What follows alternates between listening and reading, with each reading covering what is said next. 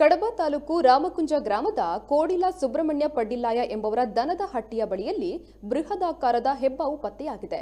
ತಕ್ಷಣ ಪ್ರಾಣೇಶ ಪಡ್ಡಿಲ್ಲಾಯ ಎಂಬವರು ಅರಣ್ಯ ಇಲಾಖೆಗೆ ಮಾಹಿತಿ ನೀಡಿದ್ದಾರೆ. ಅರಣ್ಯ ಇಲಾಖೆ ಅಧಿಕಾರಿ ಮಹಮ್ಮದ್ ಅನೀಫ್ ಎಂಬವರು ಆಗಮಿಸಿ ರಕ್ಷಣೆ ಮಾಡಿದ್ದಾರೆ. ಹೆಬ್ಬಾವಿಗೆ ತಲೆಯ ಭಾಗದಲ್ಲಿ ಗಾಯವಾಗಿದ್ದು ಅದರ ಆರೈಕೆ ಮಾಡಿ ಕಾಡಿಗೆ ಬಿಡುವ ಅಗತ್ಯ ಇದೆ ಎಂದು ಪ್ರಾಣೇಶ ಪಡ್ಡಿಲ್ಲಾಯ ಅವರು ಮಾಧ್ಯಮಕ್ಕೆ ಮಾಹಿತಿಯನ್ನು ನೀಡಿದ್ದಾರೆ.